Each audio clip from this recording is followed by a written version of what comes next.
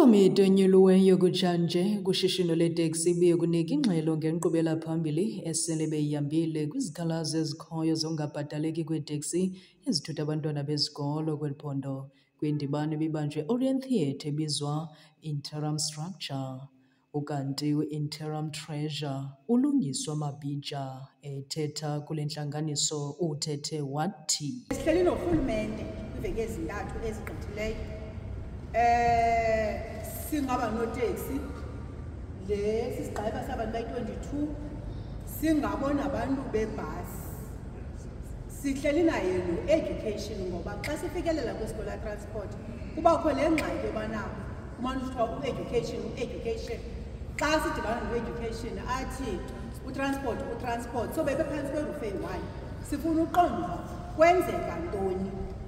Kunyaka ophelileyo nize kuthi niphethe i-rate card erong, savumelana into yokubana irongo xa irongo makukhabe kusetyenziswa le rate card isetyenziswe ngo-2023 ebesiye salindela into yokubana izawuthi ke ngoku April inyuke ngo-6%.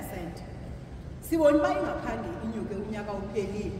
Sibona uba nani nanimke nisithi nizawubuyela kuthi emva kwe-2-3 weeks anabuya nisiza ne-rate card erayithi. Ithini na ke ngoku le nto? UDeputy Chairperson oqala kwiSantaco kule interim ephondweni uMxhosa Sokwazi uthi le ndibano kukunika ingxelo nanjengoko bebenyuliwe banike ingxelo kumba weskola transport no-education.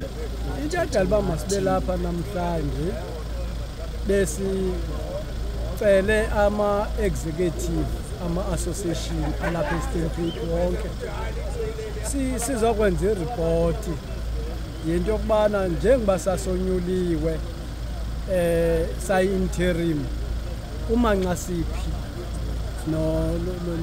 nemisebenzi yephondo. Okwesibini sifuna noripota into yokubana umanxa ithini into yeskola transport kwiiveki ezimbini nezithathu ezigqithileyo besike sahlala nebus industry yalapha ephondweni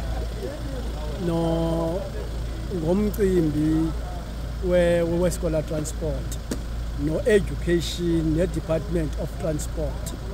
So sixoxa ngomcimbi weskola transport nezikhalazo ebekubonakala into yokubana zinintsi kakhulu izikhalazo zabantu be-taxi industry ne-bus industry for ungarholi. Kukho abantu ebebengarholi, kufumanise into yobana abantu bebefana uba barhole ngoJuni bazokurhola ngoJanuwari, abanye borhola ngoDisemba, abanye babe besithi abakarholi at all.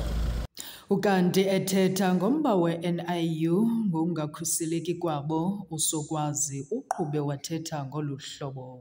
Ububona imoto yamapolisa ifana neteksi idla ngokutsho phaa erenkini noba umntu uyarota uthi noba uyalokoza ajonge into yokubana andiboni amapolisa. Xa ibona iteksi abe nethemba uba iteksi ngake emhlanga. Into engaqhelekanga lesikuyo into yobana sisesitofu ooTikTok ngoku ezindlini siyoyika uhamba noba kuphi nanini because sisesabona ngoku singamaxhoba amapolisa. Nangona ke ndingekade ndidibane nawo kodwa nam ndikwiqela ke kwathiwa afuna uMxhosa neqhinga lamapolisa asazi ukuba senzeni. Kodwa siyafumana into yobana ibintlanganiso yase-PRD kuthiwa sageza, asazi ukuba sageza sathini kodwa sasixoxa intlanganiso. Siyayiva ke namanye amalungu into yokubana wethu amanye kangoba akhatywa kanobom abethwa kusithiwa kufuna uMxhosa neqhinga. Namanye amalungu ayaripota into yokubana once angene etawuni ngoku siyamiswa ngezi moto zethu njengoba sihamba nezecurity singaphasiphathekanga kakuhle. Sisayikhangela ke simangele ke because eMthatha sinogeneral mos sazama uyiripota general singaba sinawo namatyala esinawo ekumele sizowaphendula apho. If sinamatyala sibize ngoba ezi moto azimakhwanga ezizisimisayo. Ayomoto uthi xa uyibona mos imoto zamapolisa inemibala esiyazi ngayo. Zikhona ke ezi zibambi zikrelemnqa.